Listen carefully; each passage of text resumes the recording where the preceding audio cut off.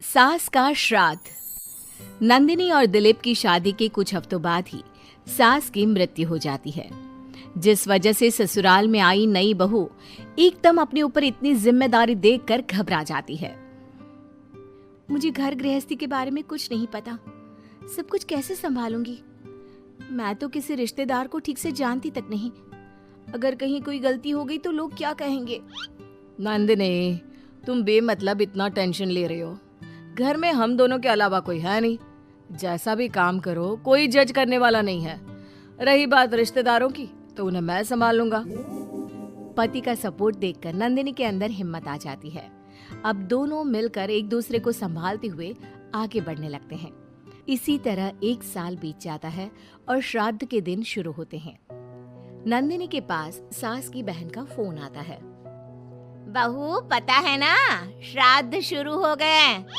जी मौसी जी, मुझे पता है। तो फिर सास का पहला श्राद्ध कब करोगे?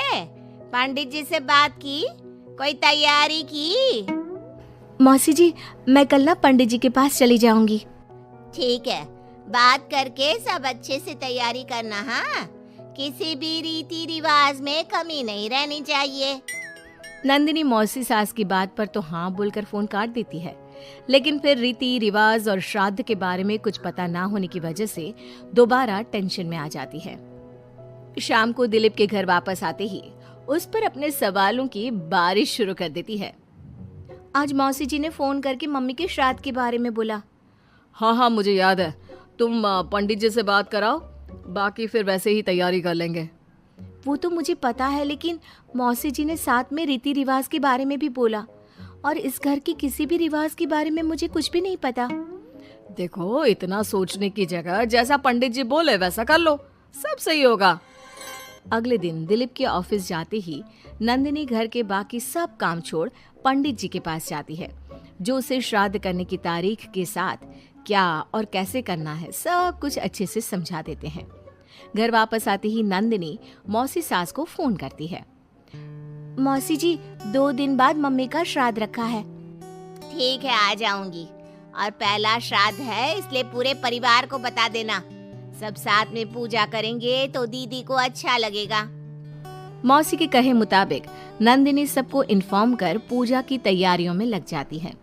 2 दिन बाद पूरा परिवार उनके घर इकट्ठा होता है और देखते ही देखते सबके बीच गृह युद्ध शुरू हो जाता है, जिससे नंदिनी और दिलीप की परेशानी कम होने की जगह बढ़ जाती है।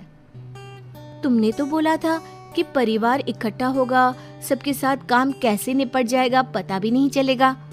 यहाँ तो मुझे ऐसा कुछ होता नहीं दिख रहा। हाँ, क्योंकि हमें ज्यादा कुछ पता नहीं है और परिवार तो यहाँ आ चुका है, इसलिए जो भी है अब इनके वापस जाने तक तो हमें सहना ही पड़ेगा।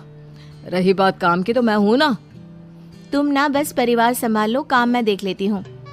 दिलीप परिवार वालों की गुत्थम गुत्थी और मामला संभालते हुए सबको शांत करता है, जिसके बाद सब पूजा करने बैठते हैं। बोलो भला, श्राद्ध वाले दिन इंसान की पसंद का खाना बनता है और भाभी को खीर जान से ज्यादा पसंद थी, पर बहू तुमने तो वो बनाई ही नहीं। वो एक्चुअली मुझे खीर बनानी नहीं आती, कुछ खराब हो जाता तो बहुत नुकसान होता, इसलिए नहीं बनाई, लेकिन बाजार से मंगवाई है, कुछ देर में आ जाएगी। ऐसी तो आजकल की लड़कियां हैं जिन्हें सास की खुशी से ज्यादा नुकसान की चिंता है, जो खीर तक बाजार से मंगवाती है। मौसी जी, मम्मी की खुशी को याद रखते हुए नंदिनी ने खीर का ऑर्डर उनकी पसंदीदा मिठाई की दुकान पर दिया है। अरे बनाएगी नहीं तो सीखेगी कैसे?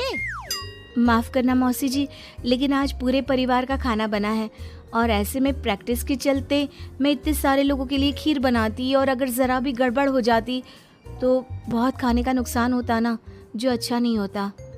नंदिनी की बात को इग्नोर करते हुए मौसी चुप हो जाती है, जिसके बाद सब पूजा करते हैं और कुछ देर बाद खाना खाने बैठते हैं, लेकिन उन्हें वहां भी शांति नहीं रहती। वो कभी खाने में कमी निकालना तो कभी किसी चीज की फरमाइश करना शुरू कर देते हैं। आखिर ये लोग माँ के श्राद्ध की पूजा के लिए आए हैं या बस ये गलत है, ये वैसा क्यों है, ये ऐसा क्यों नहीं, ये चाहिए वो अच्छा नहीं, ये सब बोलने के लिए? मुझे तो समझ में नहीं आ रहा, यहाँ श्राद्ध की पूजा हो रही है या इनकी पार्टी? जिस हिसाब से कमियां निकाल कर भी उंगलियां चाट चाट कर खा रहे हैं ना, इनकी तो पार्टी ही लग रही है। बस भगवान करे अब और कोई ड्रामा ना हो। दोनों पति पत्नी इसी उम्मीद के साथ मेहमानों को खाना परोसते रहते हैं। कुछ देर बाद ही मौसी सास का चिल्लाना शुरू हो जाता है। हे भगवान, सब इधर आओ। ये देखो, दीदी की तस्वीर के आगे रखी पूजा की पूड़ी पर चींटियां घूम रही है। बहू, तूने दीदी की मनपसंद खीर पूजा में नहीं रखी ना, इसीलिए नाराज हो गई हमारी दीदी। मौसी, आप सबके मन में इस तरह के अंधविश्वास मत भरो। अरे उन्होंने कुछ गलत नहीं बोला। पहले तेरी पत्नी ने घर आते ही हमारी भाभी को ऊपर पहुंचा दिया और अब उनकी आत्मा को भी शांति से नहीं रहने दे रही। इसी के साथ एक एक कर घर में सब अपनी राय देने लगते हैं, जो कुछ ही देर में एक बड़े मुद्दे का रूप ले लेता है, जिसमें सबकी बात और इल्जाम घूम फिर कर नंदिनी या दिलीप पर ही आते हैं। बस करो, आखिर आप लोग हमसे चाहते क्या हो? खुद तो एक दिन भी लड़ाई किए या किसी पर इल्जाम लगाए बिना रह नहीं सकते, तो फिर किस हक से दूसरों को बुरा बोल रहे हो? वो बेचारी जिस दिन से इस घर में आई है सबको खुश करने की कोशिश करती रहती है, लेकिन आप सब उसे टारगेट करने के अलावा कुछ नहीं करते। मौसी जी, आप इतने विश्वास के साथ कैसे कह सकती हैं कि मम्मी नंदिनी से ही गुस्सा है, क्योंकि अभी आप लोगों की हरकतें भी कोई प्यार करने के लायक नहीं है। दिलीप को पहली बार इतने गुस्से में और चिल्लाते देख मौसी के साथ पूरा परिवार चुप हो जाता है। आप लोगों को मुझे जो बोलना है बोलिए, फर्क नहीं पड़ता, लेकिन प्लीज मम्मी के लिए मेरे या दिलीप के प्यार पर उंगली मत उठाइए। माफ करना पर यकीन नहीं होता, एक ही परिवार में लोगों के बीच इतनी कड़वाहट कैसे हो सकती है? सब एक दूसरे को नीचा दिखाने का मौका ढूंढते रहते हैं, सबको दूसरों में कमियां निकालनी है। क्यों? रही बात चींटियों की, तो बस वो तो पूड़ी पर रखी चीनी ले जा रही हैं। आखिर उन्हें भी तो अपने खाने का इंतजाम करना है। नंदिनी और दिलीप की बातें सुन परिवार में सन्नाटा छा जाता है। सबको अपनी गलती का एहसास होता है, लेकिन गलती ना मानने का गुरूर उन्हें आगे कुछ भी बोलने से रोकता है, जिसके चलते धीरे धीरे सब चुपचाप उठकर अपने घर जाने लगते हैं। अरे सारे कहाँ उठकर चल दिए? बेशर्मो, अब भी तुम्हारे अंदर इतनी शर्म नहीं आई कि एक सॉरी बोल दो? हमने बहू को न जाने कितना परेशान किया, फिर भी उसने पलट कर किसी को कुछ नहीं बोला। नंदिनी, हमें माफ करना, इस साल तो हमारी वजह से सब खराब हो गया, पर वादा करती हूँ अगले साल सब इस परिवार का नया रूप देखेंगे। फिर मैं भी वादा करती हूँ कि अगले साल सबको अपने हाथ की बनाई बढ़िया खीर खिलाऊंगी।